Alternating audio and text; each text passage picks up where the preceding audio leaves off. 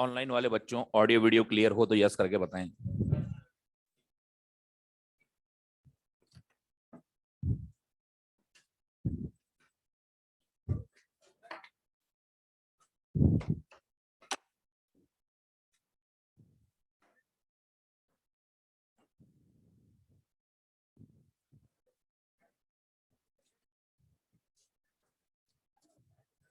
कहां तक हो गया?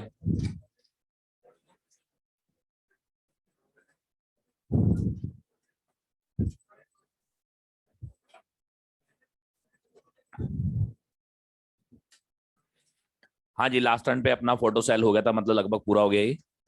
और इसमें बाकी के बचे कुछ क्वेश्चन जो भी थे वो कर लिए गए कंप्लीट। रेस और क्रॉप भी कर लिया तुम लोगों ने? है कल रेस करके लाएगा, मैंने बोला था ना रेस करने की। अगर लाए हो तो उसमें अगर डाउट पूछना तो पूछ लो आप पूर्ति से। मतलब जिनको ये लगता है भाई कल होएगी तो कल ही करो फिर बेटा, है ना। जिनका आज हो गया उनको तो आज, मैंने जब बात हो चुकी है तो मैं उन्हीं का आज ही कंप्लीट करूंगा। हाँ, मैं बोल के गया था ना आपसे। लाओ, उस रेस में कोई डाउट हो तो बोलो।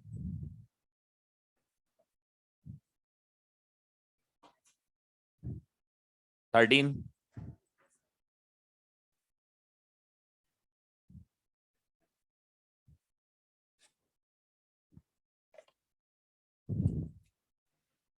देखिए, मॉडर्न फिजिक्स की जो रेस नंबर 1 है,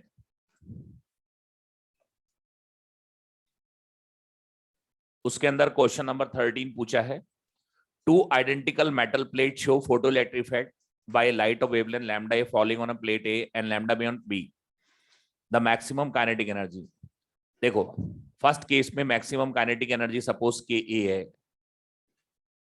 एस सी बटे लैम्डा ए, ओके, ठीक है ना, minus work function. Work function दोनों का सेम है। काइनेटिक एनर्जी सेकंड केस में K B S C by lambda B, यही है बात। अब आपको लैम्डा ए की जगह लिखना चाहिए 2 लैम्डा बी, दे रखा है क्वेश्चन में। अब अपने को के और के बी का रिलेशन चाहिए। तो आपको याद है अपन ने एक क्वेश्चन किया था कि फ्रीक्वेंसी डबल कर दो, तो उसमें H S C by lambda को सब्सटीट्यूट कर दिया था ना। तो सिमिलरली यहाँ सब्सटीट्यूट कर दो, या क्या करना है इसमें बताओ? सब्सटीट्यूट ही कर दें। एस सी बटे लैम्डा बी की वैल्यू प्लेस कर दो इसमें, तो के ए इक्वल टू 1/2 बाहर हो जाएगा। एस सी बटे लैम्डा की जगह क्या लिख सकते हो आप? के बी प्लस फाइव नॉट हो जाएगा ना ये। अब आपके पास क्या आ रहा है? K B by 2 minus phi naught by 2, यही बचेगा ना आपके पास। तो आपके पास जो काइनेटिक एनर्जी आ रही है वो बी की आधी से भी कम आ रही है। तो क्या मैं कह सकता हूं के ए इज लेस देन के बी बाई 2? समझ गए बात को? और रेस मैंने बोल दिया था, इसको कर लाना। रेस के अंदर कोई समस्या हो तो बताओ आप। 1 से लेकर 13 तक क्वेश्चन है। रेस 1 फोटो इलेक्ट्रिक इफेक्ट की।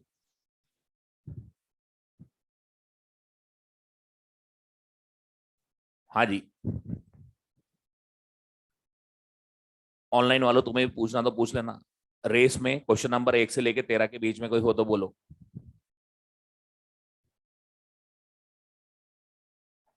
नहीं है? नहीं है? हो गए बाकी? लो, क्रॉप में है क्या? क्रॉप करके लाए हो क्या?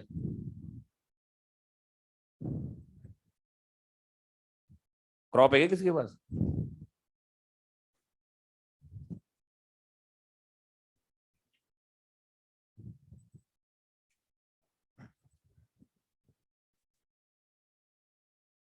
क्रॉप के अंदर क्वेश्चन नंबर 10वां पूछा है ये एक ऑनलाइन वाले बच्चे ने। आपके सामने एक वाईडीएसी एक्सपेरिमेंट रखा हुआ है, इसमें आपको वाई दे रखा है। अब इसके अंदर आपके ऑप्टिक्स हो गया क्या क्लास में? ऑप्टिक्स हो जाता तो आप कर ही लेते इस क्वेश्चन को। ये डार्क है, ब्राइट है। ये आपको वाई दे रखा है जो कि 1 mm है। अब ये कहता है कि स्लिट्स के बीच की डिस्टेंस, ये जो स्लिट है, वाईडीएसी एक्सपेरिमेंट स्लिट होती है ना ये, इन दोनों स्लिट्स के बीच की डिस्टेंस स्मॉल डी दे रखी है आपको 0.24 मिलीमीटर, और आपको स्क्रीन और स्लिट्स के बीच की डिस्टेंस आपको दे रखी है 1.2 मीटर। अब आप मुझे बताइए फ्रिंज विड्थ का फार्मूला जानते हो कोई? लैम्डा, ये फ्रिंज विड्थ होती है। क्या फ्रिंज विड्थ होती है ब्राइट से ब्राइट, डार्क से डार्क? लेकिन यहां हमें दे रखी ब्राइट से डार्क, तो इसको डबल कर दें। तो इसको डबल कर दीजिए, तो 2 into Y equal to lambda D बटे स्मॉल डी। तो लैम्डा इक्वल टू हो जाएगा 2y स्मॉल डी बटे कैपिटल डी। तो 2y हो गया 10 की पावर -3। स्मॉल डी कितना दे रखा है इसके अंदर? 0.24 mm 10 की पावर -3 बटे कैपिटल डी हो गया आपके पास 1.2। ठीक है, ये पॉइंट हटेगा, ये पॉइंट हटेगा, यहां आ जाएगा 0.2 गए, तो आपके पास आ रहा है 0.4 इंटू 10 की पावर -6। क्या मैं इसको लिख सकता हूँ 4 इंटू 10 की पावर -7 मीटर, 4000 एंगस्ट्रॉम। अब आगे तो आप आइंस्टीन इक्वेशन लगा के सॉल्व कर लोगे ना, ऑनलाइन, ऑनलाइन के बच्चे जिसने पूछा है। ठीक है, अब आगे का तो सॉल्व हो जाएगा ना, वेवलेंथ आई गई आपके पास, अब आइंस्टीन इक्वेशन लगा लेना आप इसमें। इसके अंदर आपको वर्क फंक्शन 2.2 वोल्ट दे रखा है, इलेक्ट्रॉन वोल्ट, स्टॉपिंग पोटेंशियल निकालना, कर लोगे? आगे करूं मैं? ये लो,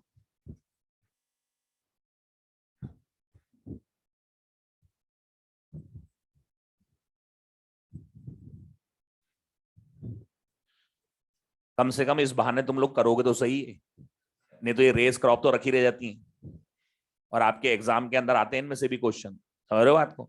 जब आपसे कह दे ना करना है तो करना ही है, खत्म बात। और एक बच्चे ने अगर करा है, एक ने भी, बाकी ने नहीं किया, बाकी कहे कल करेंगे, तो कल ही करो बेटा, आप तो कल ही करना। बाकी जिनको मैंने कह दिया वो कर लाए, तो ये मेरी मॉरल ड्यूटी है कि मैं उनके क्वेश्चन तो सॉल्व करूंगा, क्योंकि वो करके लाए, मेरी बात माननी है उन्होंने। समझ गए ना बात? ये चलिए अब हम आगे बढ़ते हैं। देखो लास्ट टर्न पे फोटो सेल की हमारी बात हो गई थी, उससे रिलेटेड क्वेश्चन की भी बात हो गई थी, इसमें क्वांटम एफिशिएंसी बता दी क्या? अब देखो होने को तो खत्म हो गया ये, लेकिन इसके अंदर एक छोटी सी बात ये है कि आइंस्टीन को क्वांटम नेचर क्यों कंसिडर करनी पड़ी? क्योंकि वेव नेचर फेल हुई, वेव नेचर फेल हुई। अब वेव नेचर क्यों फेल हुई वो बातें मैं आपको बता देता हूं। क्योंकि वेव नेचर जिन कारणों की वजह से फेल हुई, क्वांटम नेचर को उसी से सपोर्ट मिला। तो इसमें ये क्वेश्चन आता है थ्योरेटिकल कि विच of the following supports quantum nature of light. तो उसके 3 पॉइंट है, तीनों याद रखना, जो फेलियर है वेव थ्योरी के और जो क्वांटम नेचर के सपोर्टर हैं, एक ही बात है दोनों।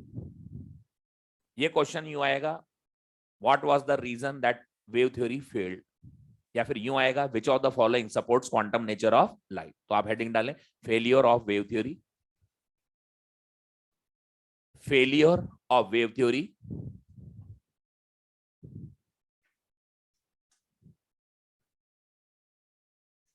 Failure of wave theory,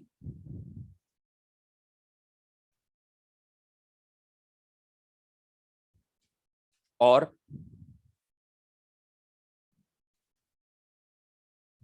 points which supports quantum nature of light,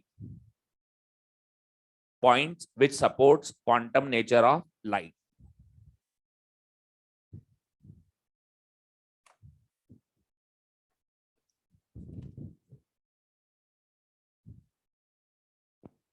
देखो वेव थ्योरी के अकॉर्डिंग लाइट वेव की इंटेंसिटी होती है 2π² A² वीरो। वेव थ्योरी ये कहती है कि अगर आप इंटेंसिटी को बढ़ाओगे तो वेव का एम्पलीट्यूड बढ़े, वेव का एम्पलीट्यूड बढ़ जाए, और जब वेव का एम्पलीट्यूड बढ़ता है तो उससे एसोसिएटेड एनर्जी बढ़ जाती है। इंटेंसिटी बढ़ेगी, एम्पलीट्यूड बढ़ेगा, एम्पलीट्यूड बढ़ेगा, एनर्जी बढ़ेगी, और एनर्जी अगर ज्यादा गिरेगी तो निकलने वाले इलेक्ट्रॉन की के मैक्स भी बढ़ जाएगी। जबकि एक्सपेरिमेंट एक कहता था कि के मैक्स के ऊपर इंटेंसिटी का कोई फर्क नहीं पड़ता, K max is independent of intensity. तो independence of stopping potential over intensity of light was the primary reason why wave theory failed. समझ गए? तो ध्यान रखना ऑप्शन में यूं आएगा which of the following supports quantum nature, तो आप यूं कहेंगे या तो स्टॉपिंग पोटेंशियल या फिर के max, independence of stopping potential और के मैक्स ऑन इंटेंसिटी। ठीक है। दूसरा, अगर मान लो इलेक्ट्रॉन एमिशन नहीं हो रहे, इलेक्ट्रॉन नहीं निकल रहे, तो वेव थ्योरी कहती है इंटेंसिटी बढ़ा लो, एम्पलीट्यूड बढ़ जाएगा, एम्पलीट्यूड बढ़ेगा एनर्जी बढ़ेगी, और जब एनर्जी सफिशिएंट हो जाएगी तो इलेक्ट्रॉन निकल जाएंगे। जबकि एक्सपेरिमेंट ये कह रहा था कि अगर फ्रीक्वेंसी थ्रेशोल्ड से कम है तो इलेक्ट्रॉन एमिशन नहीं होगा, what ever be the intensity. जैसे इस लोहे की बेंच पर इस बल्ब से इलेक्ट्रॉन नहीं निकल रहे, तो तुम यहां पर हाई इंटेंसिटी की लाइट लगा दो, सर्च लाइट लगा दो, तो भी नहीं निकलेगा इलेक्ट्रॉन। लेकिन अगर फ्रीक्वेंसी सफिशिएंट है, जैसे इसके लिए सफिशिएंट है अल्ट्रावायलेट, तो आप अल्ट्रावायलेट की हाई इंटेंसिटी मतलब बल्ब, एक डिम बल्ब भी लाके लगा दोगे तो भी इलेक्ट्रॉन निकल जाए। यानी इंटेंसिटी का इलेक्ट्रॉन एमिशन से कोई कनेक्शन नहीं है। छोड़ रहे बात, बस इंटेंसिटी का इलेक्ट्रॉन एमिशन से तब कनेक्शन है जब फ्रीक्वेंसी सफिशिएंट, तब तो आप इंटेंसिटी बढ़ाओ इलेक्ट्रॉन का नंबर बढ़ जाएगा। लेकिन अगर इलेक्ट्रॉन नहीं निकल रहे तो इंटेंसिटी कोई रोल प्ले नहीं करती। ठीक है भाई। हाँ जी, if frequency is insufficient no emission takes place whatever be the intensity, और अगर if frequency is sufficient how dim is the bulb doesn't matter, electron will emit। समझ गए बात को? तो दूसरा रीजन कौन सा है? Threshold frequency. हाँ जी, quantum which of the following supports quantum nature of light, quantum nature of light, तो सीधे कहोगे थ्रेशोल्ड फ्रीक्वेंसी। ठीक है भाई। देखो ये लाइट वेव आकर गिरी,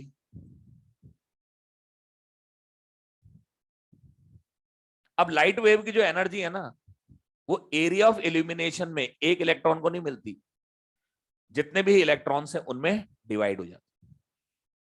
जैसे बल्ब जल रहा है, तो बताओ इस बल्ब से जो लाइट निकल के आ रही है वो एक ही स्टूडेंट पे गिर रही है क्या? जितना एरिया इल्यूमिनेट कर रखा है उन सारे स्टूडेंट्स के ऊपर डिवाइड हो रही कि नहीं हो रही? तो ये इलेक्ट्रॉन अपनी एनर्जी को स्टोर करते। देखो मान लो मैं कहता हूं 10 इलेक्ट्रॉन वोल्ट एनर्जी पर सेकेंड इंसिडेंट हो रही है, वर्क फंक्शन है 5 इलेक्ट्रॉन वोल्ट, सपोज यहां पर है 100 इलेक्ट्रॉन्स, ओके, पर सेकेंड एनर्जी आ रही है 10 इलेक्ट्रॉन वोल्ट, वर्क फंक्शन है 5 इलेक्ट्रॉन वोल्ट, और इस एरिया में कितने इलेक्ट्रॉन है? 100। तो बताओ 10 इलेक्ट्रॉन वोल्ट एनर्जी आई तो एक इलेक्ट्रॉन के हिस्से में कितनी आई? 0.1 इलेक्ट्रॉन। तो वेव थ्योरी कहती है ये स्टोर करते हैं, ये स्टोर करता रहेगा। अब अगले सेकंड में फिर कितनी आएगी? अगले सेकंड में फिर कितनी आएगी? तो बताओ यहां तक पहुंचने में इसको कितनी देर वेट करना पड़ेगा?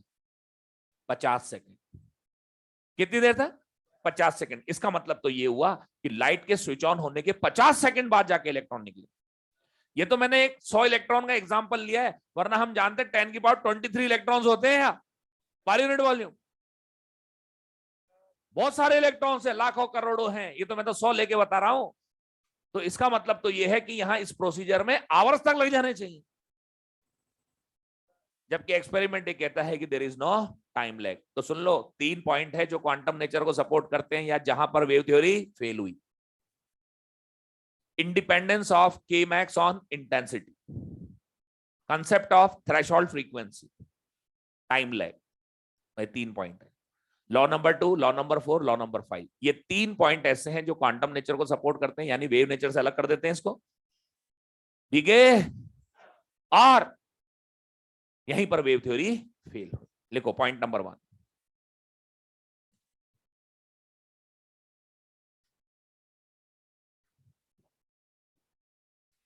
ऑनलाइन वाले बच्चों ऑडियो वीडियो क्लियर है क्या? ऑनलाइन वाले बच्चों ऑडियो वीडियो क्लियर है क्या? अगर ऑडियो वीडियो क्लियर है तो यस करके बताएं। ठीक है, तो भाई लोकेश कुमार तू अपनी डिवाइस को रीस्टार्ट कर ले, अपनी डिवाइस को रीस्टार्ट कर, री लॉग इन कर, ऑडियो वीडियो सब क्लियर हो जाएंगी, और अपना नेट भी चेक कर ले। आवाज तो देखो थोड़ी बहुत कटी जाती है, यहाँ पर अपन देख रहे हैं, लेकिन वो यूं थोड़ी कि वो कंटिन्यू कटती है, वो तो मुश्किल से 1-2 बार कटती है पूरी क्लास के अंदर। और जहां कटती है आवाज, मैं अपने आप उस सेंटेंस को रिपीट कर देता हूं, इसलिए आपको परेशान होने की जरूरत नहीं है। आवाज कटती है ना तो मुझे भी पता चल जाता है। ठीक है भाई, लिखो point number 1।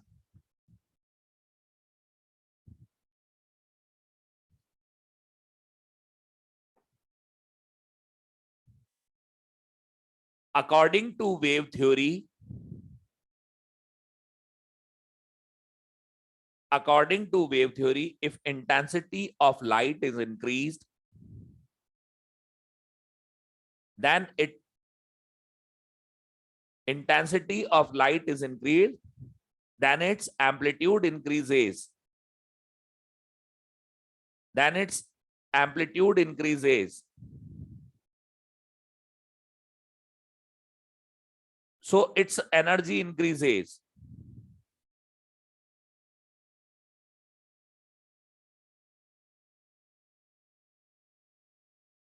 Energy increases. So Kmax of photoelectron. So Kmax of photoelectron should increase. Should increase. But in experiment,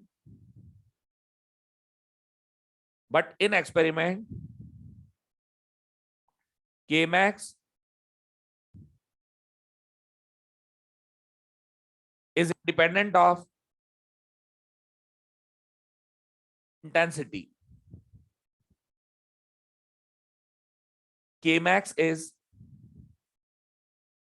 independent of intensity. Okay? हो गया? चलो अगला पॉइंट लिखो, point number 2। If electron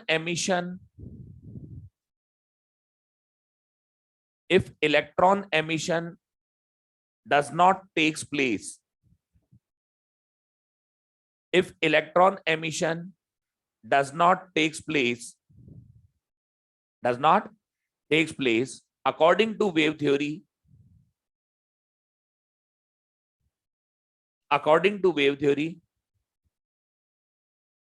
intensity should be increased.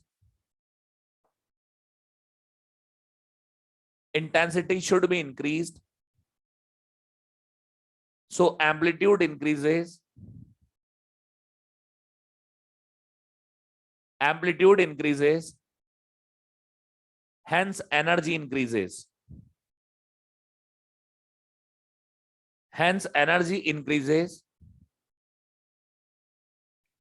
When it becomes sufficient,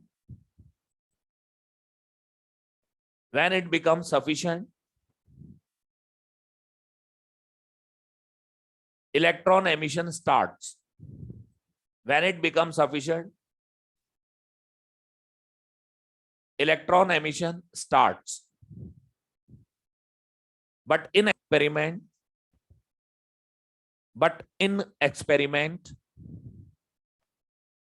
if nu is less than nu naught,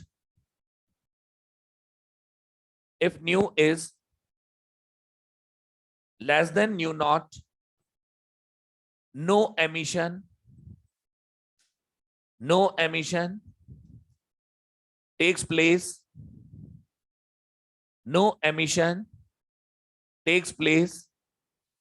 Whatever be the intensity.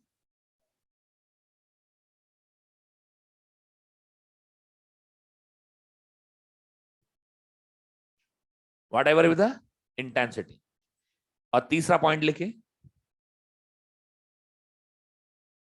energy of light wave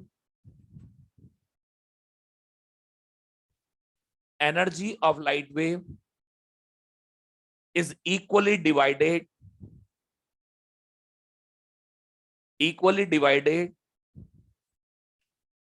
among the electrons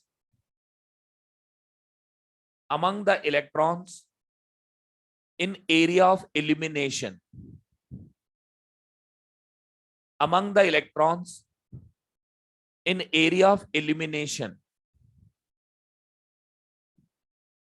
So there should be time lag. So there should be time lag. But in experiment, no time lag. No time lag. Okay, ठीक है. तो ये ध्यान रखना भैया, ये 3 point है quantum nature of light को सपोर्ट करने वाले. अगर क्वेश्चन आता है कि कौन सा ऑप्शन जो है लाइट की क्वांटम नेचर को सपोर्ट कर रहा है, तो इन तीनों में से जो होगा वही आपका आंसर होगा. ये तीनों ही अगर ऑप्शन में लिखे हो और चौथा लिखा हो ऑल ऑफ द अबव, तो all of the above correct हो जाएगा. ठीक है भाई. और इसके साथ ही हमारी फोटो इलेक्ट्रिक इफेक्ट का पार्ट समाप्त होता है. देखिए, फोटो इलेक्ट्रिक इफेक्ट हमारी डेली लाइफ में बहुत काम आ रहा है.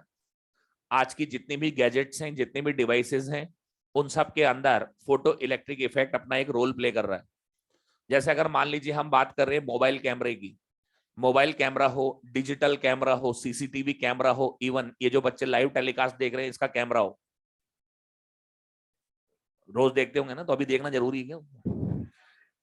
ठीक है भाई. भाई मैं बात बता रहा हूं, डिजिटल कैमरा, मोबाइल कैमरा, समझ रहे बात को? देखिए, जैसे जो बच्चे बैठे हुए हैं, दूर बैठे हुए हैं, अपने मोबाइल में, अपने डिवाइसेस में देख रहे हैं क्लास को लाइव टेलीकास्ट, तो इसका सारा लाइव टेलीकास्ट हो रहा है इस कैमरे से जो लगा हुआ है, डिजिटल कैमरा. ये कैमरा क्या करता है, जो ऑप्टिकल सिग्नल से उसको कन्वर्ट करता है इलेक्ट्रिकल सिग्नल्स. किसमें कन्वर्ट करता है? आप देख रहे हैं पीछे एक वायर जैसा जा रहा है, इसमें से देखो, ये वायर जाकर सर्वर में कनेक्ट हो गया. ये वायर जाकर सर्वर में कनेक्ट हो गया. सिग्नल्स को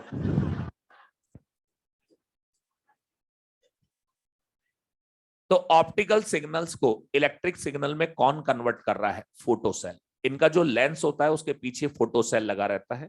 फोटोसेल ऑप्टिकल सिग्नल्स को इलेक्ट्रिकल सिग्नल में कन्वर्ट करता है और वो सिग्नल्स वायर के थ्रू जो है हमारे सर्वर में पहुंच जाते हैं और वहां से टेलीकास्ट हो जाता है. ठीक है भाई. आप मोबाइल से जब भी पिक्चर लेते हैं, फोटोग्राफ लेते हैं, तो लेंस के पीछे फोटोसेल रहते हैं, ये ऑप्टिकल सिग्नल को इलेक्ट्रिकल सिग्नल में कन्वर्ट करते हैं. इस तरीके से फोटोग्राफी होती है. ठीक है जी. इसके अलावा शाम पड़ते ही स्ट्रीट लाइट स्विच ऑन हो जाती हैं, सुबह होते ही स्ट्रीट लाइट स्विच ऑफ हो जाती है. तो यहां पर जो फोटो सेल है वो एक स्विच की तरह काम कर रहा है, वो सर्किट को ब्रेक करता है. बर्गलर अलार्म्स होते हैं, अगर कहीं पर फोटो सेल लगाया हुआ है और वहां लाइट स्विच ऑन होती है तो एकदम से ये सर्किट को ऑन कर देता है और हमें मालूम पड़ जाता है कि भाई वहां पर कोई आया हुआ है. यूं होता है भाई. जैसे ये फोटो सेल है, ये कनेक्टेड होता है एक इलेक्ट्रोमैग्नेट से. ये हमारा 220 वोल्ट वाला मेन सर्किट है जो कि अलार्म से जुड़ा हुआ है. जैसे आकर कोई लाइट जलाएगा ये एक्टिव हो जाएगा, इलेक्ट्रोमैग्नेट एक्टिव हो जाती है, ये इसको अपनी तरफ खींच लेती है आयरन की प्लेट को. सर्किट स्विच ऑन हो गया और मालूम पड़ जाता कोई आ गया. समझ रहे बात को? तो फोटो सेल सिक्योरिटी में भी काम आता है, फोटोग्राफी में भी काम आता है. इसके अलावा कोई हॉल के अंदर एंटर कर रहे हैं तो उनकी काउंटिंग में काम आता है. एक तरफ फोटो सेल लगा रहता है, एक तरफ लेजर लाइट लगी रहती है. जो भी पर्सन अंदर आएगा उसकी बॉडी उस लाइट को इंटरप्ट करेगी. तो उसमें एक लॉजिक लगा के रखते हैं कि भाई जितनी बार इंटरप्शन हो उसको काउंट कर लो. ठीक है भाई. दरवाजे के सामने जाके खड़े होते हैं, दरवाजा ऑटोमेटिक ओपन हो जाता है. ये सब फोटो सेल का ही कमाल है. किसका कमाल है? Photo cell. आपने देखा होगा टैप के यहाँ हाथ ले जाते हैं, ऑटोमेटिक स्विच ऑन हो जाता है. ये भी सब फोटो सेल की ही वजह से. तो आज की तारीख में ऐसी कोई डिवाइस नहीं है, इलेक्ट्रॉनिक गैजेट ऐसा नहीं है जिसमें फोटो सेल का यूज ना होता हो. इवन मामूली सी जो अपनी वॉल क्लॉक होती है घर के अंदर, आपने देखा है अलार्म बजता है दिन में, जैसे 1 बजेगा 2 बजेगा तो आवाज आने लग जाती है, म्यूजिक आता है ना इसके अंदर से.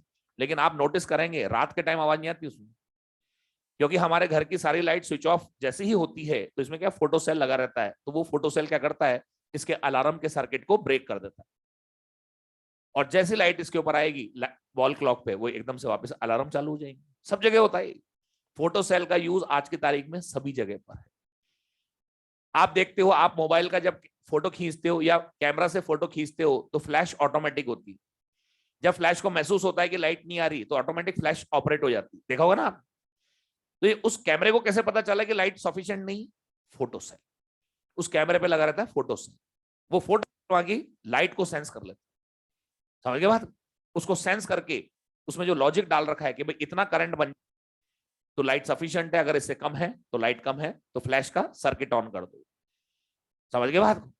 तो ये फोटो सेल का हमारी डेली लाइफ में बहुत बड़ा रोल है, यूज है। और यहां पर हमारे फोटो इलेक्ट्रिक इफेक्ट के अंदर 2 क्वेश्चन आ रहे हैं हर साल, इस साल भी आएंगे, तो दोनों क्वेश्चन आपके हो जाने चाहिए। समझ गए बात में? ये हमारा फोटो इलेक्ट्रिक इफेक्ट यहाँ पर समाप्त हो जाता है, ये खत्म हो गया, नाउ इट्स ओवर। ठीक है जी, किसी के डाउट्स वगैरह रहेंगे, वैसे तो मैं क्लास में डिस्कस कर लिए, फिर भी डाउट वगैरह रह जाए मैं क्लास के बाहर बैठ जाता हूँ, तो आके पूछ लिया करो। ठीक है भाई? ठीक है, अब नेक्स्ट हेडिंग डालेंगे मैटर वेव्स।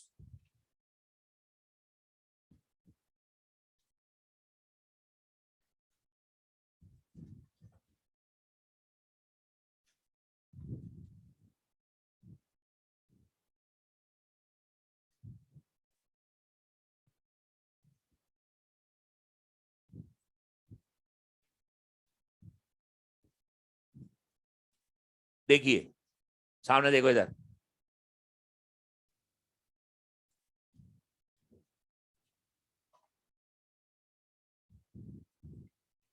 देखिए मैटर वेव्स क्या है, समझे इस बात को। अभी हमने फोटो इलेक्ट्रिक इफेक्ट स्टडी किया, फोटो इलेक्ट्रिक इफेक्ट को समझाने में वेव थ्योरी फेल हो गई, इसलिए हमको कौन सी नेचर यूज में लेनी पड़ी? Quantum nature. तो इस फोटो इलेक्ट्रिक इफेक्ट के एक्सपेरिमेंट की बदौलत आइंस्टीन ने क्वांटम नेचर ऑफ लाइट को प्रूव किया। खाली यही एक्सपेरिमेंट नहीं था, एक एक्सपेरिमेंट और आया था, उसका नाम था कॉम्पटन इफेक्ट।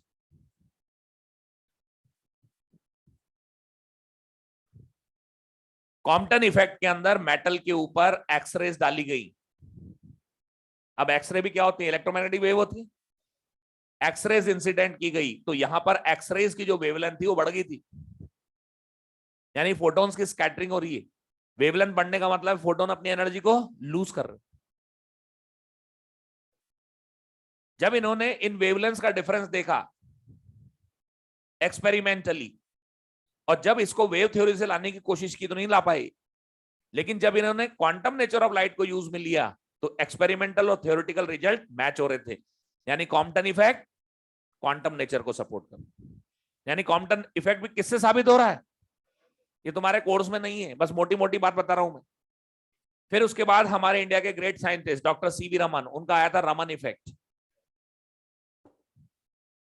रमन इफेक्ट के अंदर भी फ्रीक्वेंसी चेंज हो रही थी फोटॉन्स की, लाइट की फ्रीक्वेंसी चेंज हो रही थी नेचर से, ये भी एक्सपेरिमेंट जस्टिफाई नहीं हो पा रहा था, तो सर सीवी रमन ने क्वांटम नेचर को यूज में लिया। इनका एक्सपेरिमेंट भी एक्सपेरिमेंटल थ्योरेटिकल दोनों रिजल्ट मैच होने लगे। तो कहने का मतलब यह है कि खाली quantum nature of light photo electric effect में नहीं आती, कॉम्पटन इफेक्ट रमन इफेक्ट में भी आती। लेकिन इन तीनों एक्सपेरिमेंट्स में खासियत थी कि तीनों के अंदर ही लाइट का इंटरेक्शन मैटर से हो रहा था, लाइट का इंटरेक्शन मैटर से हो रहा था। तो इस बात से क्लियर बात निकल के आगे हमारे सामने कि जब लाइट का इंटरेक्शन मैटर से होता है तो उसका पार्टिकल बिहेवियर एग्जिबिट होता है। कौन सा बिहेवियर? तो जब लाइट का इंटरेक्शन मैटर से होता है तो उसका पार्टिकल बिहेवियर एग्जिबिट होता है। On the other hand interference, diffraction, polarisation, interference, diffraction, polarisation, इसमें लाइट का वेव नेचर दिखाई दे रहा था। यानी वेव थ्योरी के जो आपने पढ़े ना साउंड में, भाई साउंड के फार्मूले तो पहले आ गए थे, लाइट वाइट में तो बाद में लगाए थे इनको। तो जिस साउंड को हम वेव मान के चल रहे थे वही कंसेप्ट जब लाइट में लगाए गए वाईडीएसई एक्सपेरिमेंट में, इंटरफेरेंस में, डिफ्रैक्शन में, तो बिल्कुल मैच हो रहा था एकदम मामला।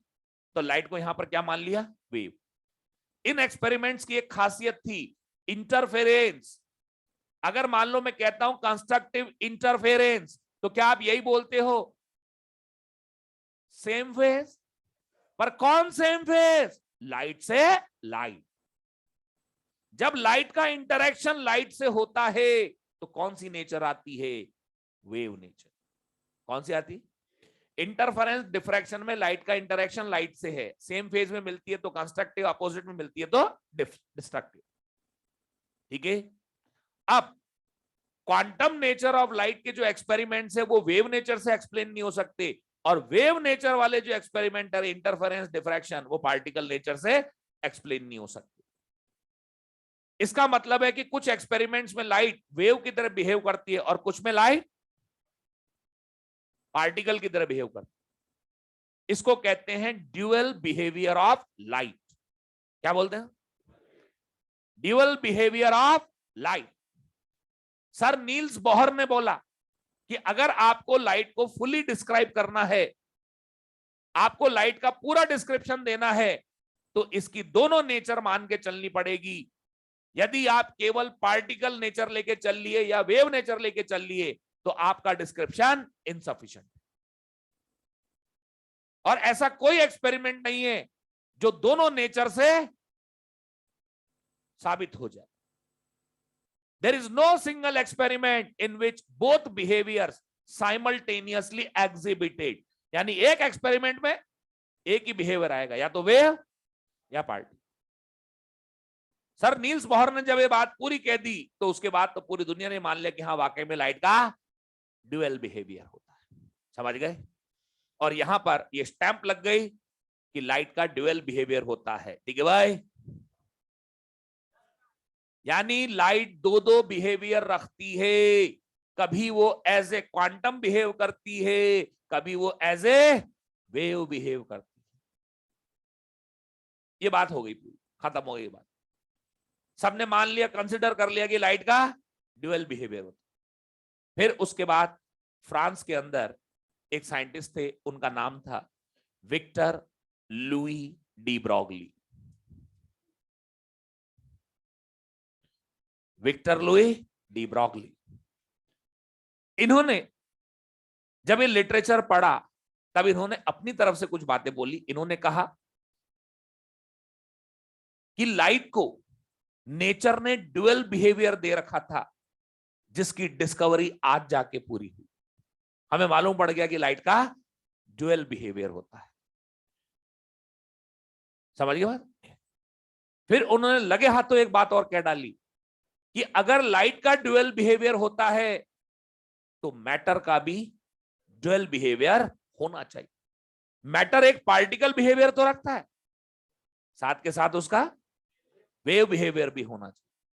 अब उनसे पूछा भाई ऐसा क्यों? भाई ठीक है, लाइट का ड्यूअल बिहेवियर डिस्कवर हो गया, अब आप लगे हाथ तो मैटर का भी ड्यूअल बिहेवियर बता रहे हो। उन्होंने कहा कि देखिए हमारा जो यूनिवर्स है ये दो चीजों से मिलकर बना है। हमारा जो यूनिवर्स है दो चीजों से मिलकर बना है। एक तरफ है मैटर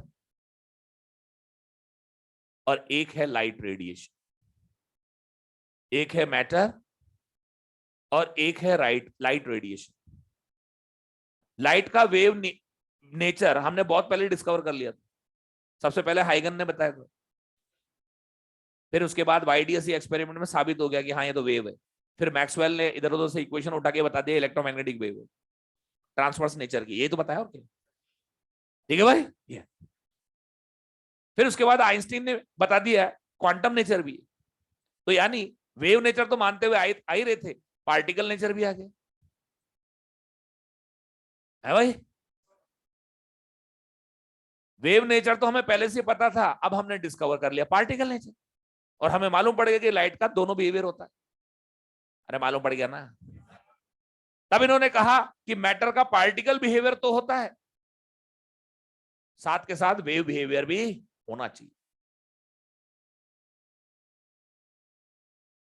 भाई ठीक है, इन्होंने कह दिया कि पार्टिकल तो है ही, साथ में वेव बिहेवियर भी होना चाहिए। तो उनसे पूछा भाई आप ऐसा क्यों बोल रहे हो, भाई क्यों कहना चाह रहे हैं ऐसा?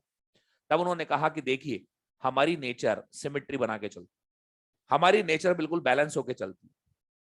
अगर हम इलेक्ट्रिक फील्ड में वेरिएशन लाते हैं तो मैग्नेटिक फील्ड बनती है, अगर हम इलेक्ट्रिक फील्ड में चेंज लाते हैं तो मैग्नेटिक फील्ड बनती है, और अगर मैग्नेटिक फील्ड में चेंज लाते हैं,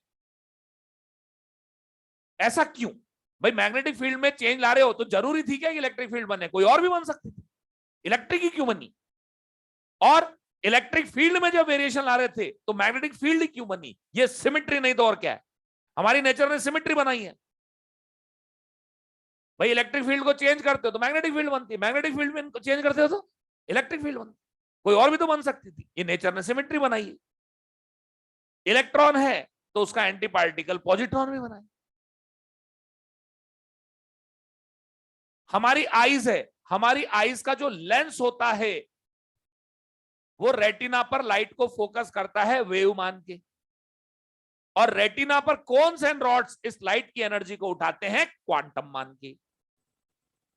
अब हमारी आईज नेचर ने बनाई और लाइट को भी नेचर ने बनाया। इसका मतलब नेचर जानती थी कि उसने लाइट को ड्यूअल बिहेवियर दे रखा है, तो इसी बात को लेते हुए उसने बॉडी के पार्ट्स ऐसे बना दिए जो लाइट के ड्यूअल बिहेवियर को डिटेक्ट कर रहे हैं। भाई लेंस वेव मान रहा है और रेटिना क्वांटम मान रहा है। आईज भी नेचर ने बनाई है, लाइट भी नेचर ने बनाई है। ऐसे हमारे भर भर के एविडेंस है जहां साफ दिखाई देता है कि नेचर ने सिमेट्री बनाई हुई है। तो अगर नेचर ने सिर्फ दो ही चीजें बनाई है, मैटर और लाइट रेडिएशन, तो अगर नेचर ने लाइट रेडिएशन को ड्यूअल बिहेवियर दिया है तो मैटर को भी ड्यूअल बिहेवियर दिया होगा, तभी सिमेट्री बन सकती है, अदरवाइज सिमेट्री नहीं बन सकती। और मैं ये बात अभी कह रहा हूं, आगे जाके देखना एक्सपेरिमेंटली वेरीफाई होगी। इनके बोलने के कई सालों बाद जाकर डेविसन जर्मर ने इसको एक्सपेरिमेंटली प्रूव किया कि हाँ वाकई में डी ब्रॉगली ने जो बात बोली थी वो बिल्कुल सही बोली थी। उस एक्सपेरिमेंट के आने से पहले पहले इसको कहा जाता था डी ब्रॉगली हाइपोथेसिस, यानी केवल एक दिमाग की उपज। लेकिन डेविसन जर्मर एक्सपेरिमेंट से प्रूव होने के बाद ये हमारे कोर्स में आ गया। अब ये हाइपोथेसिस नहीं है, वाकई में ऐसा होता है। इससे एक रेवोल्यूशन आया हमारी साइंस के अंदर, खासकर आपके बायोलॉजी में। इससे एक डिवाइस तैयार हुई, इसका नाम है electron microscope. Electron microscope light को यूज में नहीं लेता, वो केवल इलेक्ट्रॉन की वेव नेचर को यूज में लेता है। उसमें लाइट नहीं लगती, केवल इलेक्ट्रॉन की वेव नेचर यूज में ली जाती है। उसकी हेल्प से छोटे छोटे वायरस और बैक्टीरिया देखता है। और अब तो इतनी एडवांस हो चुकी है इलेक्ट्रॉन माइक्रोस्कोप की कलर्ड फोटोग्राफ आने लगे, और अब तो एटम तक पहुंच चुके हैं, एटम के भी फोटोग्राफ आने लगे। समझ आ गई बात? आपके केमिस्ट्री के अंदर कोवलेंट बॉन्डिंग वगैरह जो होती है वो इलेक्ट्रॉन की वेव नेचर की वजह से तो एक्सप्लेन की जाती है सारी चीजें, है या नहीं बता? एटम्स के बीच में जो बॉन्ड बनते हैं, वैलेंस इलेक्ट्रॉन्स के बीच में जो बॉन्ड बनते हैं, वो इलेक्ट्रॉन की वेव नेचर से साबित हो रहे हैं। सर नील्स बोहर का एटॉमिक मॉडल ये भी रूल आउट होने वाला था, क्योंकि वो क्वांटाइजेशन ऑफ एंगुलर मोमेंटम को साबित नहीं कर पा रहे थे। mvr इक्वल्स टू NH/2π, ये भी मैटर वेव से ही साबित हो पाया। समझ में आ गई बात? इसलिए इसको प्रूव करने के लिए डेविसन जर्मर को भी नोबेल मिला था, डी ब्रॉगली को भी नोबेल मिला था, और इसके बाद सर जीपी थॉमसन, उनको भी नोबेल मिला। समझ में आ गई बात? और आज की सारी एडवांस फिजिक्स हमारी वेव नेचर पे ही चलती है। ठीक है भाई? यानी अब हम आ चुके हैं अपने टॉपिक पर। तो जैसे इन्होंने लॉजिक्स दिए कि नेचर सिमेट्री बना के चलती है, तो उसने अगर लाइट को ड्यूअल नेचर दिया है तो मैटर को भी ड्यूअल नेचर दिया। और फौरन उन्होंने अपना स्टेटमेंट जारी कर दिया कि जब भी एक मैटर पार्टिकल मोशन में होगा तो उससे एक वेव एसोसिएटेड होगी, और उस वेव को नाम दिया इन्होंने मैटर वेव। क्या नाम दिया?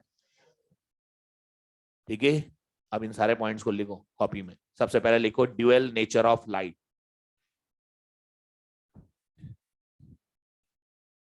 Dual nature of light.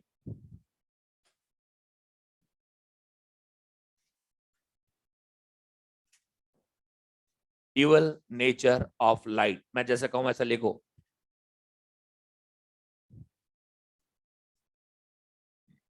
When light interacts with matter, when light interacts with matter, its particle behavior exhibited.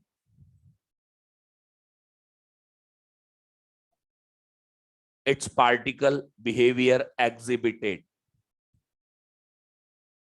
Particle behavior exhibited. Example लिखिए, photoelectric effect, photoelectric effect, Compton effect, Raman effect, etc. Photoelectric effect, Compton effect, Raman effect, etc. लिख दिया. Next लिखो. When light interacts with light,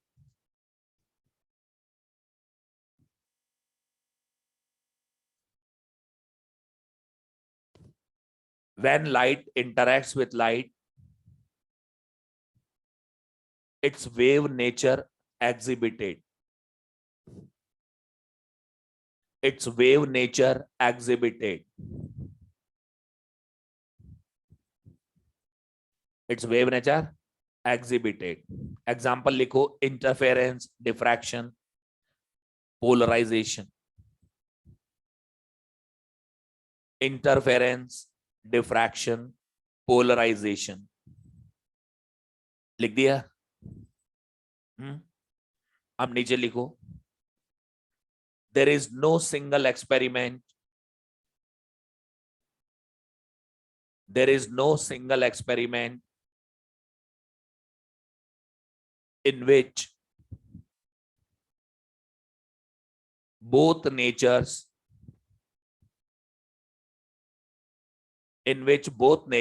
are simultaneously exhibited. Both natures simultaneously exhibited. हो गया. अब लिखो de Broglie hypothesis.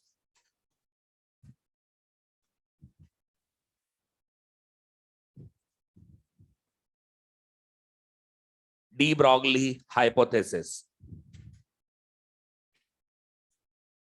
लिखिए. The universe is made up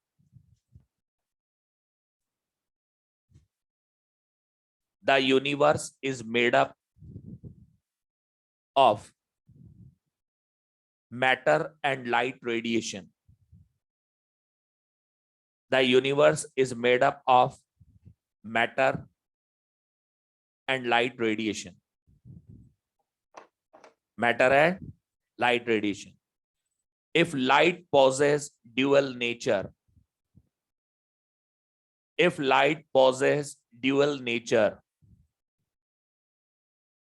then there must be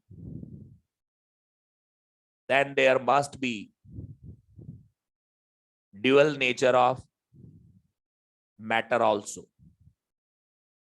Then there must be dual nature of matter also, because nature likes symmetry. Because nature likes symmetry. Okay. अब अगला एक statement लिखो. whenever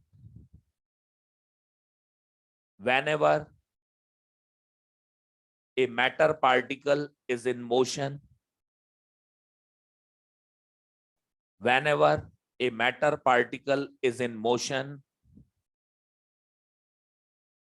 a wave is associated with it. A wave is associated with it. It is called matter wave.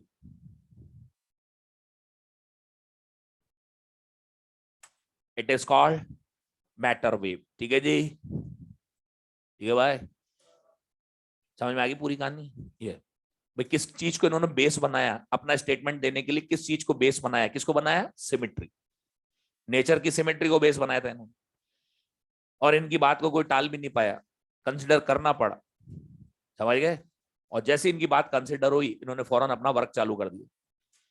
भले experiment work नहीं था, लेकिन इन्होंने theoretical work किया, जम के किया वर्क. मुझे बताइए इंटरफेरेंस जो आपने पढ़ा होगा वेव्स के अंदर, तो मुझे बताइए इंटरफेरेंस में जो फिजिकल क्वांटिटी आप एक्सपेरिमेंटली फाइंड करते हैं वो वेवलेंथ होती है. क्विंग्स ट्यूब नहीं देखे? वो एक्सपेरिमेंट ही तो होता है ना. वो क्विंग्स ट्यूब से भी क्या निकालते हो आप? वेवलेंथ, पाथ डिफरेंस निकालते हो ना. Path difference. भाई पाथ डिफरेंस की हेल्प से क्या निकलती है? वेवलेंथ. इसलिए याद रखें वेवलेंथ का फिजिकल सिग्निफिकेंस होता है. किसका? वेवलेंथ का फिजिकल सिग्निफिकेंस होता है, इसीलिए एक्सपेरिमेंटली हम वेवलेंथ ही फाइंड करते हैं। तो सिमिलरली यहां पर भी फिजिकल सिग्निफिकेंस किसका होगा? वेवलेंथ का। तो हेडिंग डालो de Broglie wavelength. Matter wave की वेवलेंथ को कहते हैं de Broglie wavelength. It have physical significance, इसीलिए इस पूरे चैप्टर में वेवलेंथ चलेगी। De Broglie wavelength.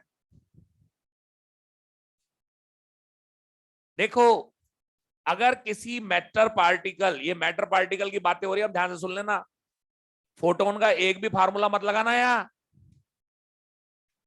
फोटोन का एक भी फार्मूला नहीं लगेगा यहां। फोटोन के फार्मूले फोटो इलेक्ट्रिक में रह गए, यहां पर जब नाम आए फोटोन का तभी लगेगा फार्मूला, अदरवाइज नहीं लगेगा। इन्होंने दुनिया भर के तमाम मटेरियल पार्टिकल्स के लिए वेवलेंथ का फार्मूला डिराइव किया इन्होंने एक्सपेरिमेंट नहीं किया, डिराइव किया। अगर मान लो मैटर पार्टिकल का मोमेंटम है p, जो कि बराबर है mv, तो इस पार्टिकल की मैटर वेव की जो वेवलेंथ है वो आती है lambda equals to h upon p। Same ऐसे फार्मूला फोटोन के लिए भी आया था, लेकिन यहां ये p मोमेंटम है पार्टिकल जो कि है mv, जो कि है, जबकि वहां जो फोटोन का वो जो मोमेंटम था वो किसका था? फोटोन, h बटे mv। याद रखिए यहां जो p मोमेंटम है किसका है? Matter particle. तो lambda equals to h upon p, ये है डी ब्रॉगली वेवलेंथ, और यहां पर p है mass into velocity, linear momentum. Okay ठीक है। अब यहां पर क्या होगा, जैसे जैसे हम आगे बढ़ेंगे ये फार्मूला अपनी फॉर्मेट बदलता रहेगा, और क्वेश्चन की डिमांड के अकॉर्डिंग हमें अपना फार्मूला सेलेक्ट करना है। मैं आपको बताता जाऊंगा कहां पर कौन सा फार्मूला लगेगा, ठीक है भाई? अब ठीक है, देखो इधर, अगर मान लो मुझसे कोई कहे कि लीनियर मोमेंटम और डी ब्रॉगली वेवलेंथ में ग्राफ कैसा बनेगा,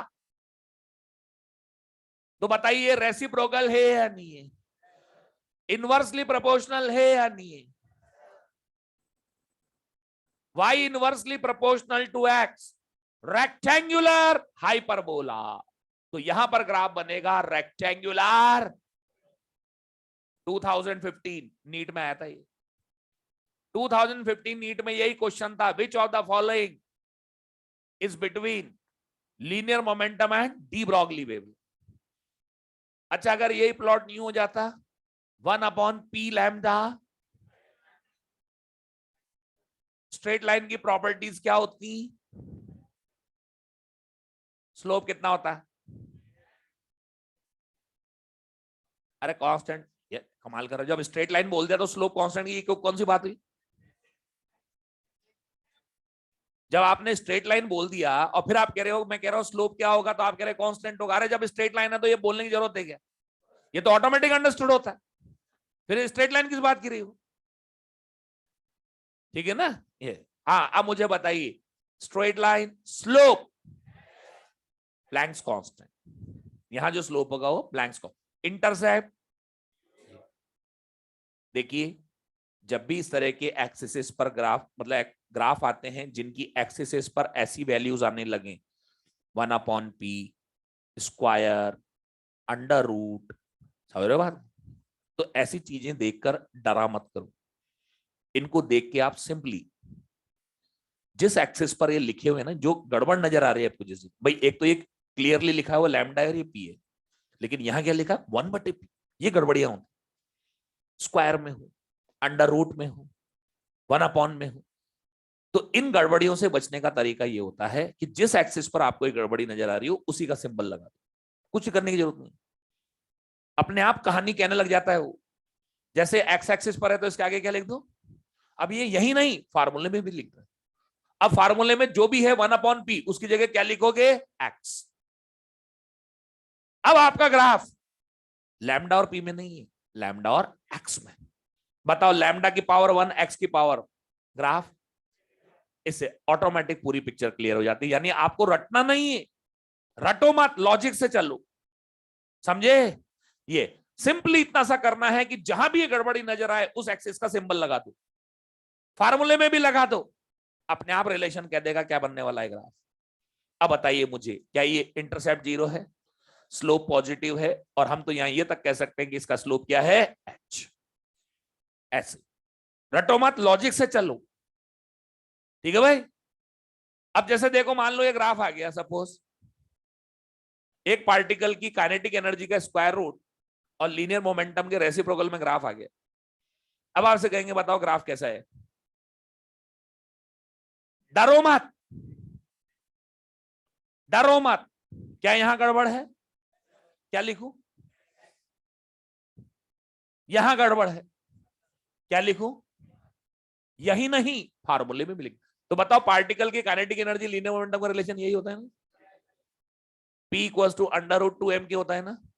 तो रूट ऑफ के तो दिखने लग गया, पर P नहीं है, 1/p, तो रेसिप्रोकल कर दो, अपने आप एडजस्ट करो। अब 1/p की जगह क्या लिखूं, और रूट के की जगह क्या लिखूं, y। अब आप बताओ आपका ग्राफ x और y में क्या बना, रेक्टेंगुलर हाइपर। अपने आप पकड़ में आता है ग्राफ, है या नहीं?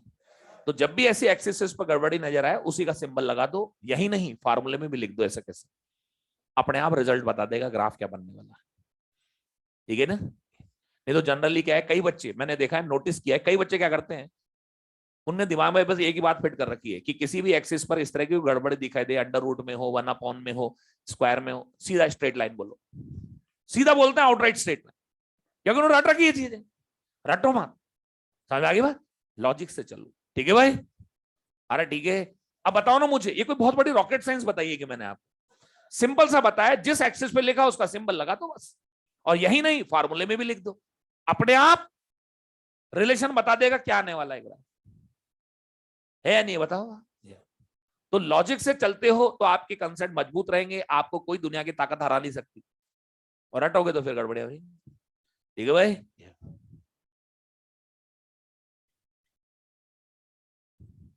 अब एक चीज मुझे बताना, अगर वेलोसिटी 0 हो तो de Broglie wavelength, infinite wavelength की कोई वेव नहीं होती।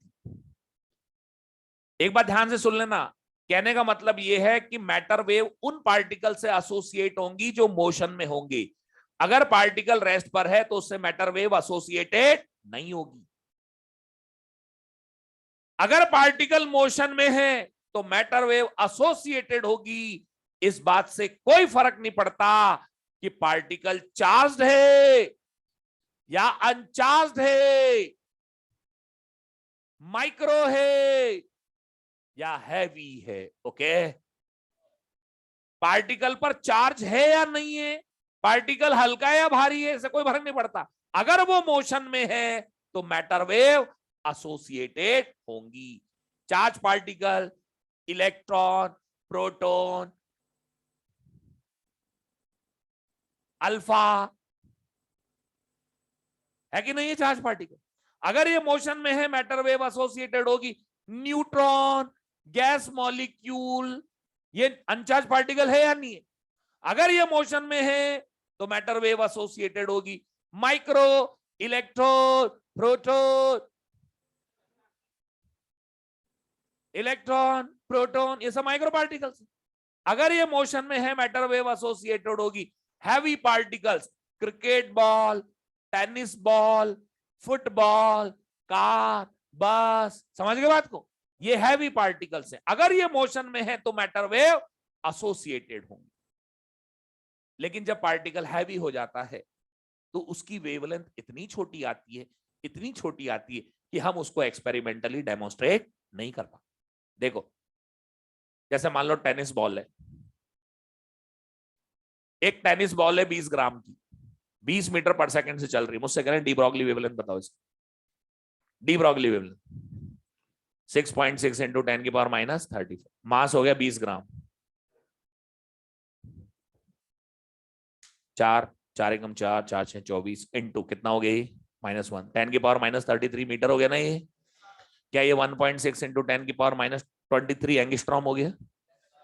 1 मीटर 10⁻10 एंगस्ट्रॉम होता है।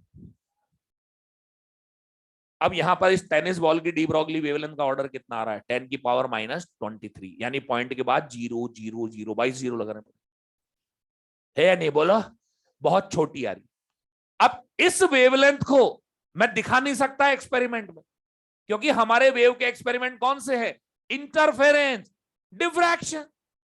बताइए, डिफ्रैक्शन की कंडीशन तो जानते होंगे थोड़ी बहुत, कि आने वाले रेडिएशन की वेवलेंथ, आने वाले रेडिएशन की वेवलेंथ अपर्चर ऑर्डर की अगर होगी तो ही डिफ्रैक्शन होगा, वरना नहीं होगा। तभी आपको डिफ्रैक्शन पैटर्न ऑब्टेन होगा, वरना नहीं होगा। अब मुझे बताओ, इस टेनिस बॉल का डिफ्रैक्शन यदि मुझे लेना हो तो अपर्चर का ऑर्डर क्या होना चाहिए? 10⁻23 एंगस्ट्रॉम। इतना छोटा अपर्चर एक्सपेरिमेंटली हमारे पास अवेलेबल नहीं है। हमारे पास जो सबसे छोटा अपर्चर अवेलेबल है वो 1 एंगस्ट्रॉम का, 1 एंगस्ट्रॉम का है। तो बताओ, 1 एंगस्ट्रॉम से तो बहुत छोटा है, तो आपको मिलेगा क्या डिफ्रैक्शन? कभी नहीं मिल सकता। तो सुन लीजिए, हैवी पार्टिकल के केस में वेवलेंथ इतनी छोटी आती है कि हम उसको एक्सपेरिमेंटली डेमोन्स्ट्रेट कर सकते। इसका मतलब ये नहीं कि, इसका मतलब ये नहीं कि वेव नहीं है, वेव तो है, पर हमारे पास अपर्चर नहीं है उस साइज का, समझे? तो इसका मतलब ये मत निकाल लेना कि वेव नहीं है। वेव तो है, ये तो हमारी लिमिटेशन है। अब है या नहीं है? ठीक है। अब बताओ, मैटर पार्टिकल वैक्यूम में भी मोशन कर सकता है, तो मैटर वेव वैक्यूम में भी जा सकते हैं, तो ये मैकेनिकल वेव्स हुई क्या? तो मैटर वेव मैकेनिकल वेव नहीं है, क्योंकि ये वैक्यूम में भी जा सकते हैं। तो फिर क्या है? इलेक्ट्रोमैग्नेटिक वेव हुई? नो। अगर इलेक्ट्रोमैग्नेटिक वेव बोल दोगे इसका मतलब फोटोन हुई, जाके फोटोन की तो हम बातें नहीं कर रहे। तो क्या है ये? इलेक्ट्रोमैग्नेटिक वेव भी नहीं, इलेक्ट्रोमैग्नेटिक वेव भी नहीं है, मैकेनिकल भी नहीं है, फिर क्या है ये?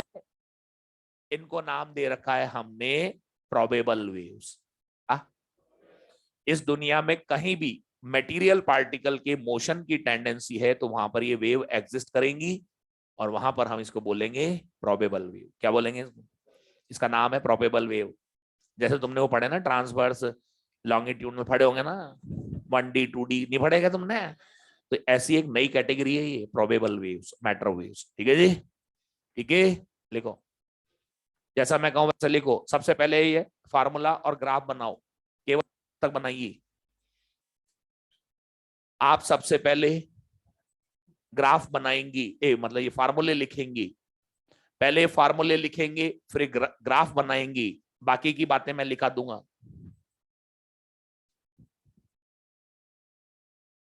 फार्मूले लिखेंगी, ग्राफ बनाएंगी, बाकी हम लिखाएंगी। ठीक है?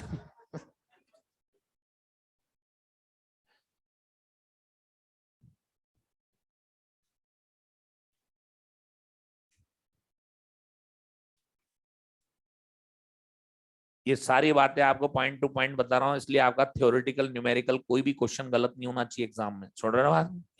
एक एक बात को ध्यान से सुन लेना, मैं तो लिखा भी रहा हूं इनको। इन बाहर आपका कोई क्वेश्चन नहीं जाएगा।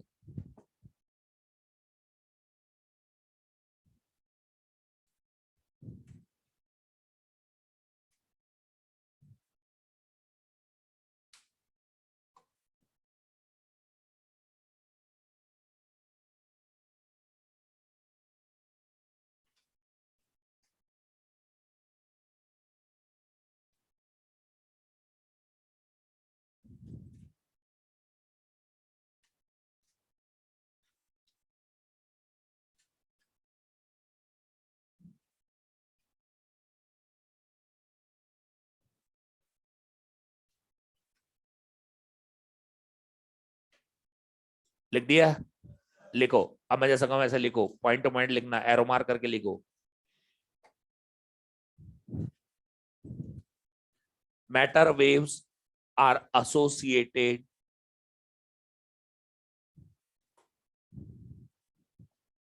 matter waves are associated with only matter waves are associated with only moving matter particles, with only moving matter particles, moving matter particles, whether they are charged, whether they are charged, uncharged,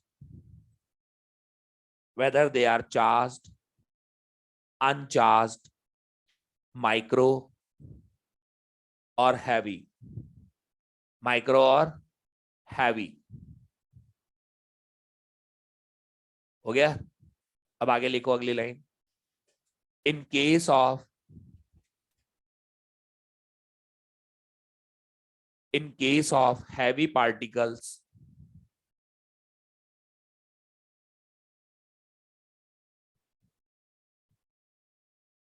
in case of heavy particles, the wavelength is too small, wavelength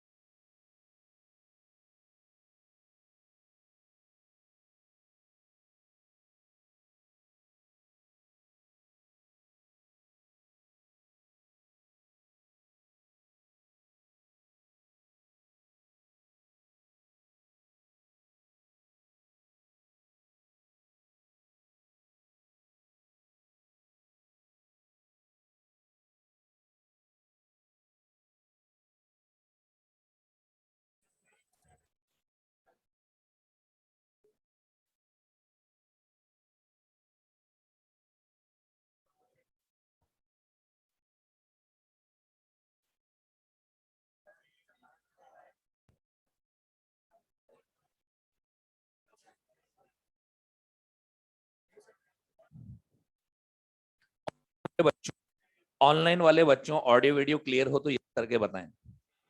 online वाले बच्चों audio video clear हो तो yes करके बताएं। ये waiting room में बैठे हुए, अच्छा ये ऑनलाइन वाले बच्चों ऑडियो वीडियो क्लियर है तो यस करके बताएं। ऑनलाइन वाले बच्चों ऑडियो वीडियो क्लियर हो तो यस करके बताएं। ऑनलाइन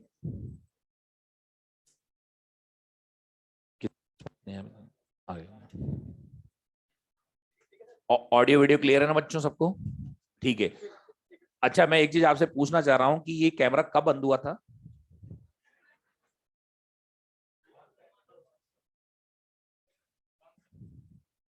आप ये बताइए कि आपके ये ऑडियो कब ब्रेक हुआ था, ऑडियो वीडियो? मतलब अपन कहाँ थे, मतलब मैं क्या समझा रहा था जब ये बंद हुआ था, ताकि मैं वहीं से चालू कर दूं।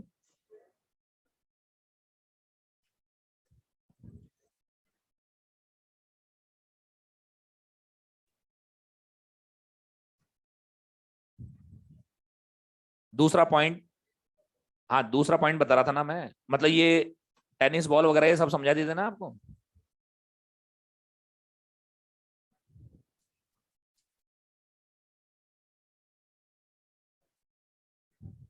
अच्छा ठीक है, मैं दोबारा बता रहा हूँ, देख लो इधर, ध्यान से देख लेना, मैं दोबारा समझा देता हूँ, कोई दिक्कत नहीं है। हाँ ठीक है, इधर देखो ग्राफ तो हो गए थे ना, अब मैं दोबारा समझा रहा हूँ।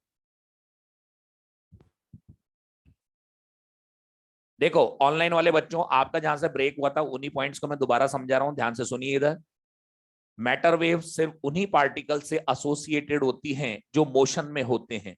अगर पार्टिकल रेस्ट पर है तो उसकी वेवलेंथ इनफाइनाइट हो जाएगी, और इनफाइनाइट वेवलेंथ वाली कोई वेव एग्जिस्ट नहीं करती।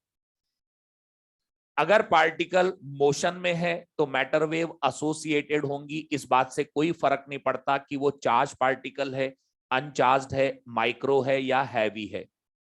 लेकिन जब हैवी पार्टिकल होता है तो उस कंडीशन में वेवलेंथ इतनी छोटी आती है कि हम उसको एक्सपेरिमेंटली डेमोन्स्ट्रेट नहीं कर सकते। जैसे एक एग्जांपल मैंने लिया टेनिस बॉल का। एक टेनिस बॉल है 20 ग्राम की, उसकी वेलोसिटी है 20 मीटर पर सेकेंड। जब मैंने डी ब्रॉगली वेवलेंथ का फार्मूला यूज में लिया और ये वैल्यूज जब प्लेस करी तो मेरे पास वेवलेंथ आ रही थी 10⁻⁻23 एंगस्ट्रॉम।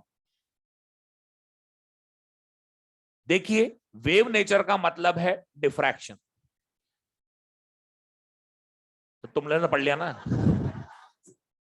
तो उनको देख के तो बात करूंगा ना, डोंट वरी, ये सिर्फ आपके लिए। देखो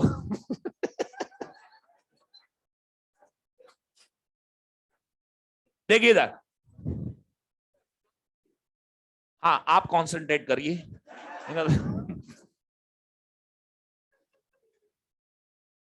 डिफ्रैक्शन की कंडीशन होती है, डिफ्रैक्शन की कंडीशन होती है कि आने वाले रेडिएशन की वेवलेंथ जब अपर्चर साइज की हो तो ही डिफ्रैक्शन पैटर्न हासिल होता है।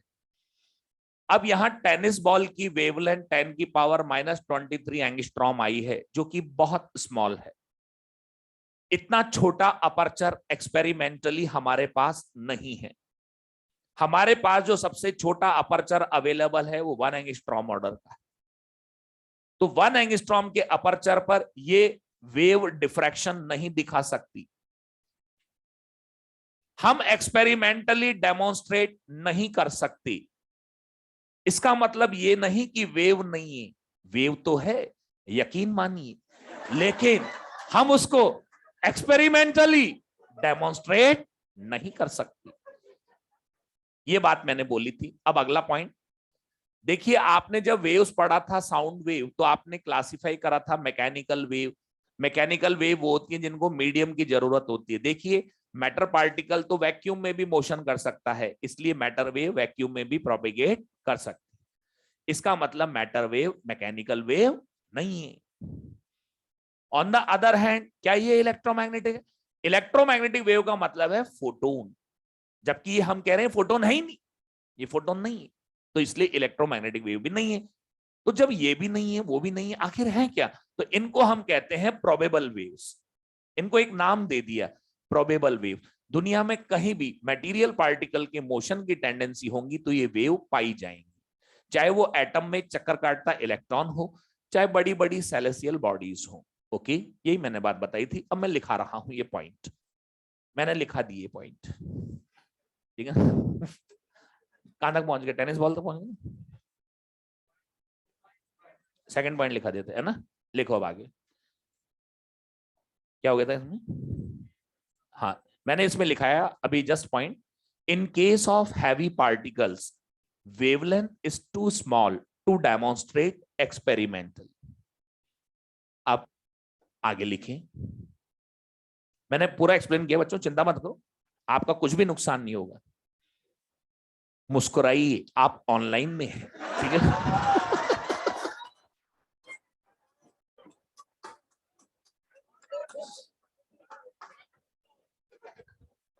लिखो, matter waves are not mechanical waves.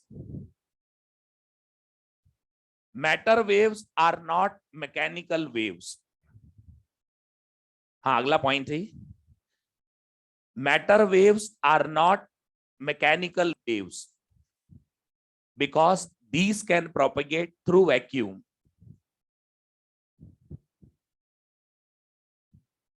These can propagate through vacuum.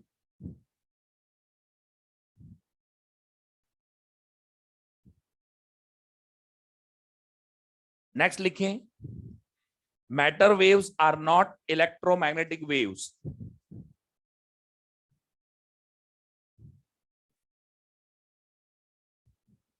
Matter waves are not mechanical waves, electromagnetic waves, because these are associated with the particle. These are associated with the particle having non-zero rest mass. Non-zero rest mass यानी photon से नहीं है associated. These are not electromagnetic waves because these are associated with the particles of non-zero rest mass. ठीक है, और next लिखिए, matter waves are called probable waves. Matter waves are called probable waves.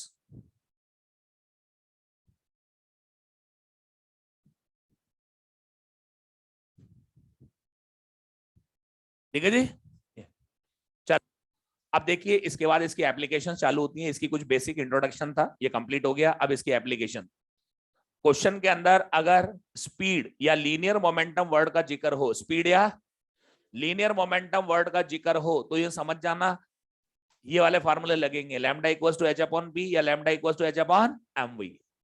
दूसरी बात, यहां जो ये फंडामेंटल पार्टिकल्स होते हैं इनके बारे में बहुत क्वेश्चन आते हैं, तो इसलिए इन फंडामेंटल पार्टिकल्स की पूरी जानकारी होनी चाहिए।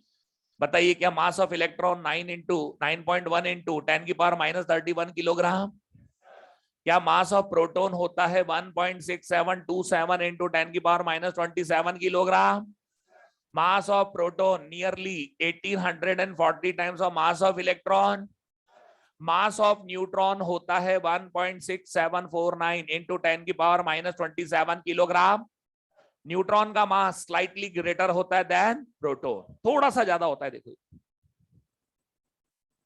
लेकिन ज्यादा है तो ज्यादा, तो आपको कहना ही पड़ेगा न्यूट्रॉन का मास प्रोटॉन के मास से ज्यादा है।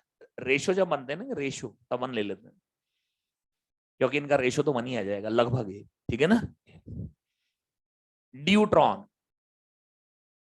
ड्यूट्रॉन ड्यूटेरियम न्यूक्लियस होता है। ड्यूट्रॉन का जो मास होता है वो nearly twice of mass of proton. Charge on deuteron exactly equal to that of proton, e. Alpha particle, alpha particle helium nucleus. Alpha का जो मास है वो नियरली 4 टाइम्स होता है मास of proton and charge is twice of proton. Beta particle is electron. ये कुछ बातें हैं बेसिक फंडामेंटल पार्टिकल्स की जो आपको पता रहनी चाहिए, बाकी तो फिर क्वेश्चन चलते रहेंगे। आपको पता होंगी, 100% पता होंगी। ये तो मैंने अपनी तसल्ली के लिए दोबारा लिख दी यहाँ पे, क्योंकि मुझे इनसे बहुत वास्ता पड़ने वाला भी। छोड़ो ना बात। चलिए अब अपन एप्लीकेशंस पे आते हैं, क्वेश्चन पे आते हैं। लिखिए, क्वेश्चन लिखिए, लिख लो।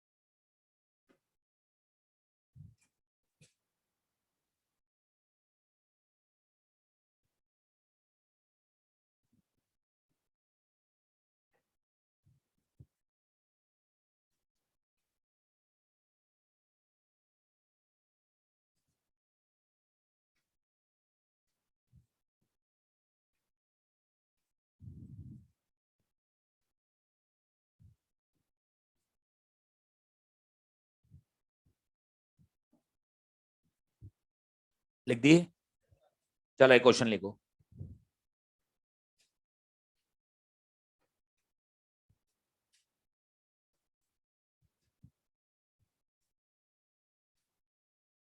Speed of A particle, speed of a particle is 3 times, speed of a particle is 3 times that of an electron.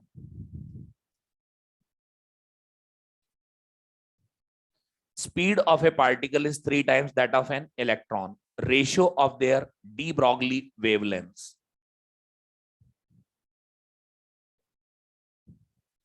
Ratio of their de Broglie wavelengths is 1.814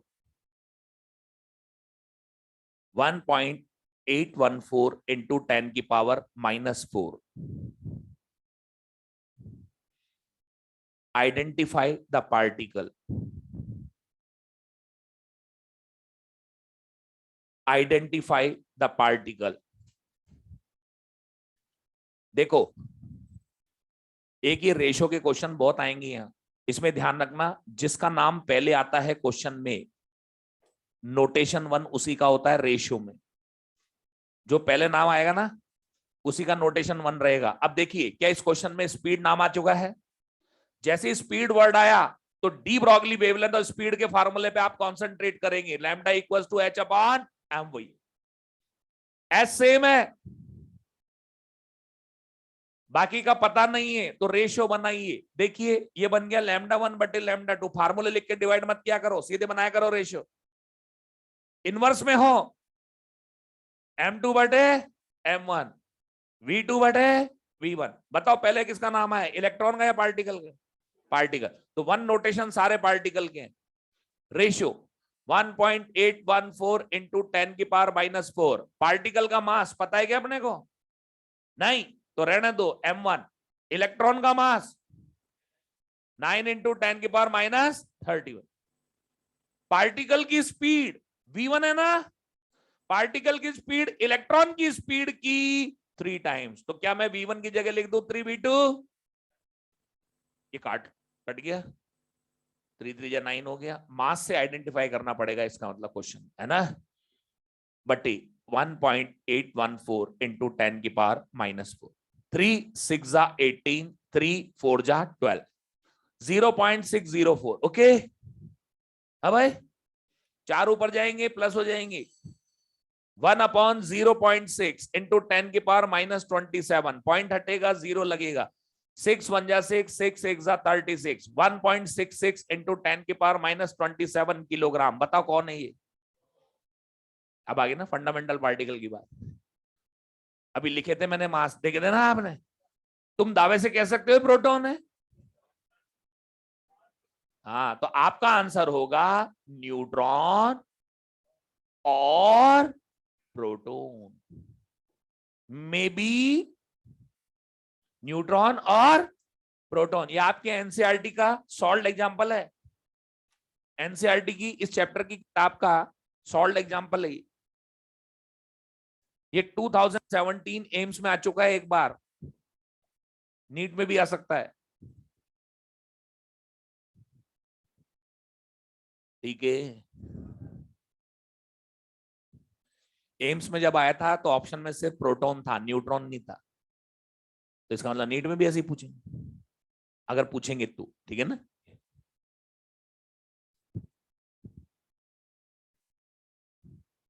ठीक है, चलो अगला क्वेश्चन लिखो।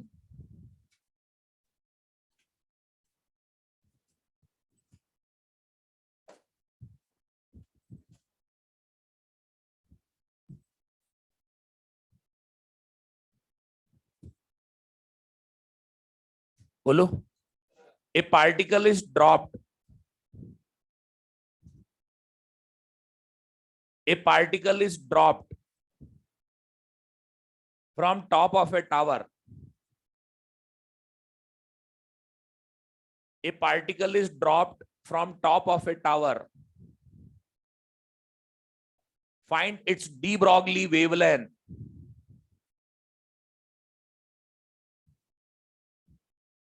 From top of a tower, find its de Broglie wavelength as a function of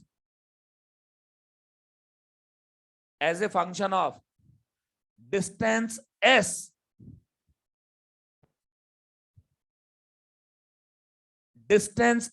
covered by it.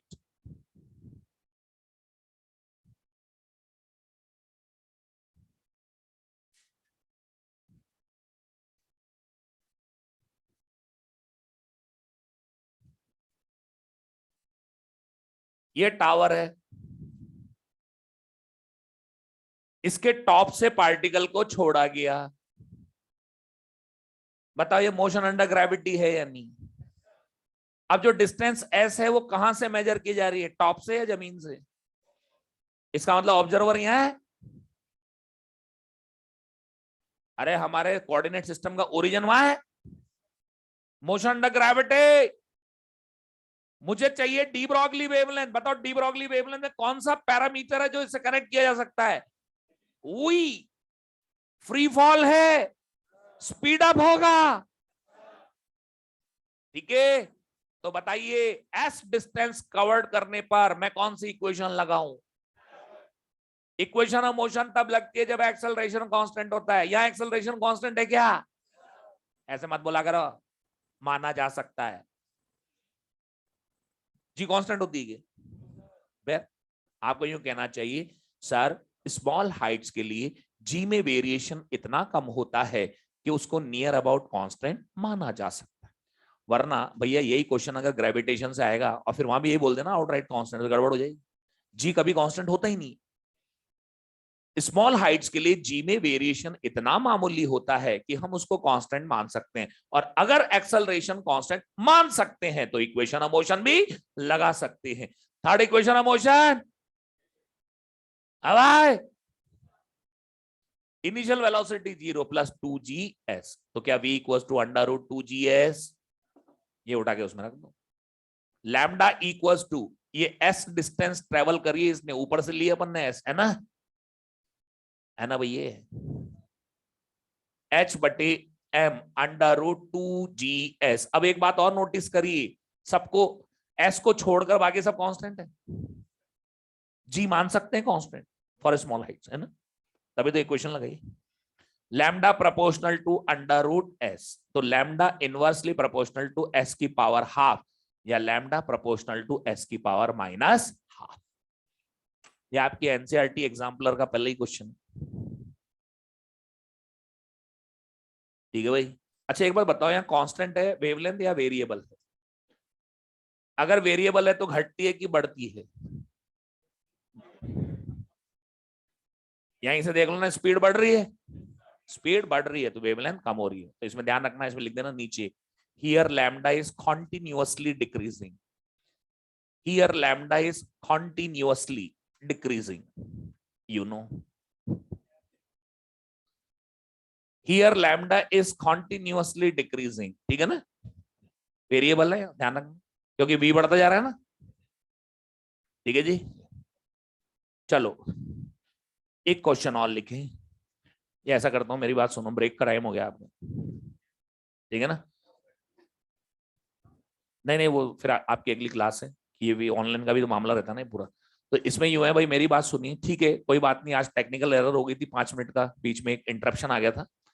कोई बात नहीं, क्या करें, है ना, ऑनलाइन वालों क्या कर सकते हैं. लेकिन आपको बता तो दिया मैंने, दोबारा पढ़ा है कि नहीं, बताओ आप. सही है ना. भाई इनको भी लगना चाहिए ना, मैं इनकी तरफ देख के बात कर रहा हूँ, कम्युनिकेट कर रहा हूँ. सुन रहे हो बात. चलो अब मेरी बात सुनो, आज के लिए इतना ही काफी है. बाकी इसके क्वेश्चंस कल से लेना स्टार्ट कर देंगे अपन. ठीक है ना? कल से और ले लेंगे, फुल फ्लैश चलेगा. अब तो ये बेसिक थ्योरी कंप्लीट होगी इसकी. ओके ऑनलाइन वाले बच्चों, बाय बाय. आपके 5 मिनट का इंटरप्शन हुआ था, लेकिन देखिए मुझे आपका पूरा ख्याल है, समझ बात. तो मैंने पूरी बात आपको दोबारा बताई. एक क्लास में तो बच्चे कह रहे थे नहीं सर आगे से करो, लेकिन मैं नहीं, मुझे पता था तुम्हारा नुकसान.